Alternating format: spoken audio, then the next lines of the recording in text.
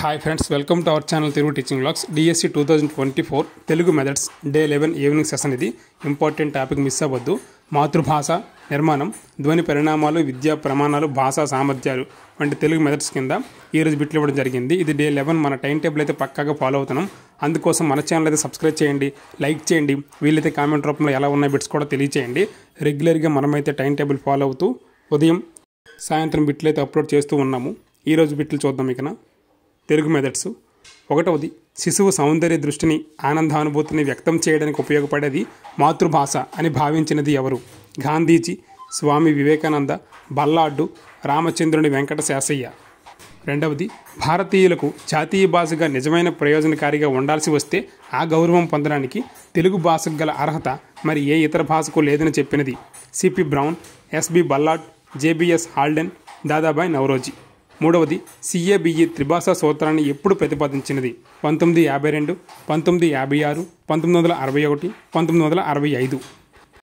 Next bit. నాలుగవది, మనకు స్వాతంత్రం రాకపూర్వం 1835లో ఎవరు మన విద్యాలయాల్లో ఆంగ్లాన్ని బోధనా భాషగా ప్రవేశపెట్టారు? Lord Ripon, lord Curzon, lord Macaulay, lord Dalhousie. ఐదవది, గ్విన్ సంఘం సిఫార్సులతో అప్పటి ఉమ్మడి ఆంధ్రాలో 1968లో దేనిని స్థాపించారు? తెలుగు విశ్వవిద్యాలయం, తెలుగు అకాడమీ, తెలుగు కళావేదిక, తెలుగు సారస్వత పరిషత్. ఆరవది, భారత రాజ్యాంగంలో ఏ అధికరణం తమ తమ ప్రాంతీయ భాషలకు అధికార భాషలుగా స్వీకరించటకు రాష్ట్రాలకు అధికారం ఇచ్చినది? 343, 341, 342, 345. ఏడవది, పాఠశాల స్థాయిలో మాతృభాష బహిష్కారం ఎంత శాతానికి చేరితే ఆ భాష క్షీణదశకు చేరుకున్నట్లు అని యునెస్కో హెచ్చరించినది? 10%, 20%, 30%, 40%. నెక్స్ట్ 8వ బిట్. ఇది ఆంధ్ర సారస్వత పరిషత్ వజ్రోత్సవాలు ఎప్పుడు జరుపుకుంది?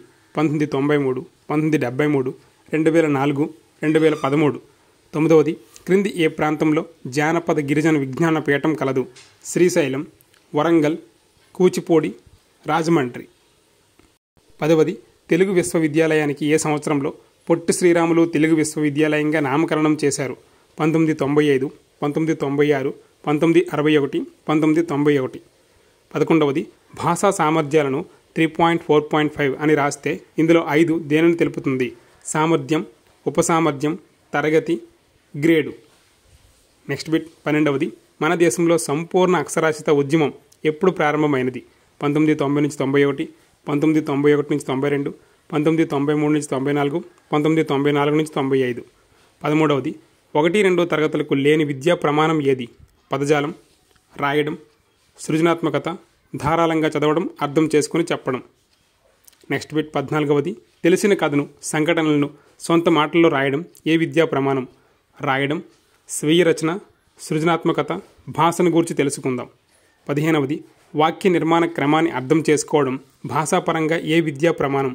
పదజాలం, భాషను గురించి తెలుసుకుందాం, సృజనాత్మకత, ధారాళంగా చదవడం, అర్థం చేసుకొని చెప్పడం. 16వది, 5గురిలో వాచ్యం చేయడానికి వీలు కాని వాటికి నూతన పదాలు కల్పించి చెప్పడం సభ్యోక్తి, వస్తు పరిణామం, అలంకారిక ప్రయోగం, అర్ధ గౌరవం. 17వది, ఊలు క్రింది ఏ వర్గానికి చెందను? కంట్యాలు, ఓష్ట్యాలు, తాళవ్యాలు, మూర్ధన్యాలు. Next bit. 18వది, టా, ఠా, డా, ఢాలు ఏ వర్గానికి చెందను? కంట్యాలు, తాళవ్యాలు, మూర్ధన్యాలు, దంత్యాలు. 19వది, వైతాళికులు అనే పదం ఏ అర్ధ పరిణామం చెందినది? అర్ధ వ్యాకోచం, అర్ధ సంకోచం, అర్ధోత్కర్ష, అర్ధ న్యూనత.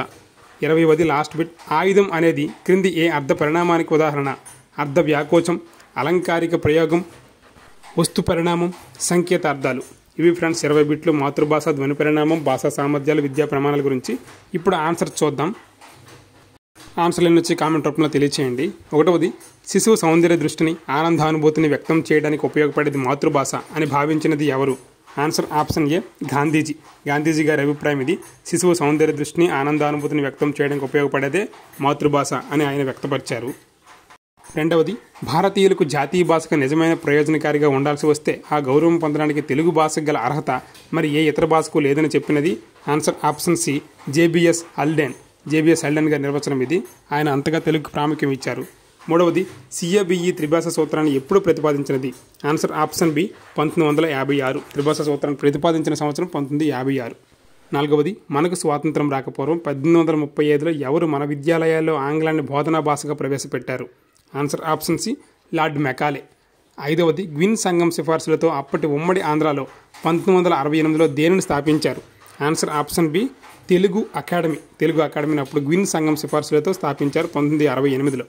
నెక్స్ట్ బిట్ ఆరవది భారత రాజ్యాంగంలో ఏ అధికరణం తమ తమ ప్రాంతీయ భాషలకు అధికార భాషలుగా స్వీకరించుటకు రాష్ట్రాలకు అధికారం ఇచ్చినది? ఆన్సర్ ఆప్షన్ డి 345వ ఆర్టికల్. ఏడవది పాఠశాల స్థాయిలో మాతృభాష బహిష్కారం ఎంత శాతానికి చేరితే ఆ భాష క్షీణదశకు చేరుకున్నట్లు యునెస్కో హెచ్చరించినది? Answer option C 30%. 30% మాతృభాష బహిష్కరణ అయితే అది క్షీణదశకు చేరుకున్నట్లు. ఎనిమిదవది ఆంధ్ర సారస్వత పరిషత్ వజ్రోత్సవాలు ఎప్పుడు జరుపుకుంది? Answer option C 2004. 2004లో వజ్రోత్సవాలు జరుపుకుంది. తొమ్మిదవది క్రింది ఏ ప్రాంతంలో జానపద గిరిజన విజ్ఞాన పీఠం కలదు? Answer option B Warangal. వరంగల్లో జానపద గిరిజన విజ్ఞాన పీఠం ఉంది. ఇవన్నీ కూడా ఓల్డ్ మెథడాలజీ టెక్స్ట్ బుక్లో ఉన్నాయి. నెక్స్ట్ బిట్ 10వది తెలుగు విశ్వవిద్యాలయానికి ఏ సంవత్సరంలో పొట్టి శ్రీరాములు తెలుగు విశ్వవిద్యాలయంగా నామకరణం చేశారు? ఆన్సర్ ఆప్షన్ బి 1996లో. 1996లో ఆయన జ్ఞాపకార్థం పొట్టి శ్రీరాములు తెలుగు విశ్వవిద్యాలయంగా నామకరణం చేశారు. 11వది భాషా సామర్థ్యాలను 3.4.5 అని రాస్తే ఇందులో 5 దేనిని తెలుపుతుంది? ఆన్సర్ ఆప్షన్ బి ఉపసామర్థ్యం. ఇక్కడ ఇలా రాస్తే 3.4.5 అనేది 3 మొదటి సంఖ్య సామర్థ్యం, మధ్యలో ఉన్నది తరగతి, ఆ చివర ఉన్నది ఉపసామర్థ్యాన్ని తెలుపుతుంది. 12వది మన దేశంలో సంపూర్ణ అక్షరాస్యత ఉద్యమం ఎప్పుడు ప్రారంభమైనది? ఆన్సర్ ఆప్షన్ ఏ 1990 నుంచి 91. ఆ సంవత్సరంలో సంపూర్ణ అక్షరాస్యత ఉద్యమం ప్రారంభమైనది. 13 1-2 తరగతులకు లేని విద్యా ప్రమాణం ఏది? ఆన్సర్ ఆప్షన్ ఏ పదజాలం. పదజాలం 1-2 తరగతులకు విద్యా ప్రమాణంగా ఉండదు.